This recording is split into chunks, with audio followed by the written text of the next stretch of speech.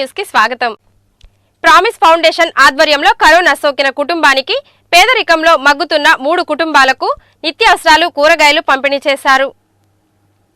Promise foundation Machilipatnam బృంద సభ్యులచే బందరు మండలం భోగిరెడ్డిపల్లి గ్రామంలో 4 కుటుంబాలు పేదరికంలో ఉంటూ అనేక ఇబ్బందులు పడుతున్నారని, ఆ విషయాన్ని గ్రామ వీఆర్ఏ రాఘవులు ద్వారా తెలుసుకున్న ప్రామిస్ ఫౌండేషన్ బృంద సభ్యులు ఆ గ్రామానికి వెళ్లి 60 సంవత్సరాల వృద్ధురాలు తన కుమార్తె మానసిక వికలాంగురాలికి కరోనా పాజిటివ్ రాగా ఆ కుటుంబం వైపు ఎవరు కన్నెత్తి చూడకపోవడంతో తినడానికి ఆహారం లేక అనేక అగచాట్లు పడుతున్న నేపథ్యంలో ప్రామిస్ ఫౌండేషన్ సభ్యులు మరియు Machilipatnam bullion jewellery and diamond merchant association సభ్యుడు కురిచేటి త్రివిక్రమ శ్రీనివాస్ ప్రసాద్ చేతుల మీదుగా వారికి 10 కేజీల బియ్యం, నిత్యావసరాలు, కూరగాయలు పంపిణీ చేశారు.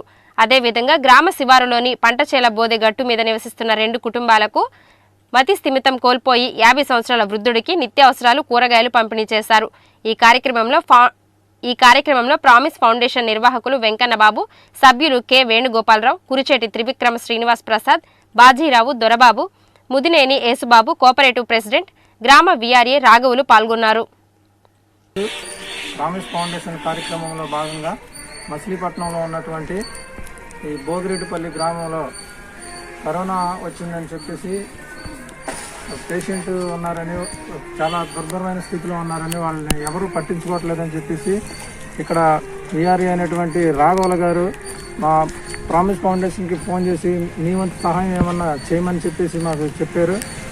దాన్ని బట్టి వీళ్ళకి మా ప్రామిస్ ఫౌండేషన్ బృందం తరపున మరియు ఒక ప్యాకెట్ రైసు, అలాగే నిత్యావసర సరుకులైనటువంటి కందిపప్పు, మంచి నూనె, ఉప్పు, అలాగే కూరగాయలు, అన్ని రకాలైనటువంటి కూరగాయలను న్యూట్రిషన్ ఫుడ్కి సంబంధించి వీళ్ళకి మంచిగా బాగా కోలుకోవాలని మా ప్రామిస్ ఫౌండేషన్ వారందరూ ఇక్కడ విచ్చేసి ఈ కుటుంబానికి చిన్న సహాయం చేయడానికి ముందుకొచ్చాం. అలాగే ఇంకా ఎవరైతే ఇలాంటి వాళ్ళు ఉన్నారో వాళ్ళందరికీ మేము సహాయం చేయడానికి రెడీగా ఉన్నాం.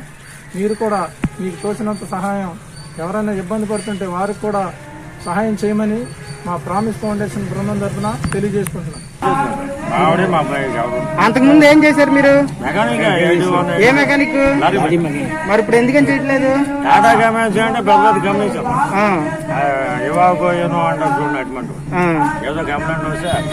కంప్లైంట్ వచ్చిందని ఆఫీస్ నుంచి మనం ఇప్పుడు ఏం చేస్తున్నాం?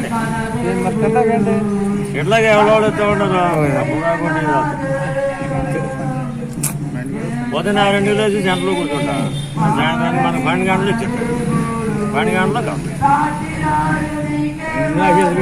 గంటకు వచ్చి అంటే పెద్ద పెద్ద కంపెనీ ప్రెసిడెంట్ గారు అంట, ఆయనతో మాట తీసుకో. చిలకలపూడిలోని వృద్ధాశ్రమంలో వృద్ధులకు కోవిడ్ టెస్టులు నిర్వహించారు. కరోనా విపత్కర పరిస్థితులలో వృద్ధాశ్రమాలలో ఉండే వృద్ధుల పరిస్థితి దయానీయంగా మారింది.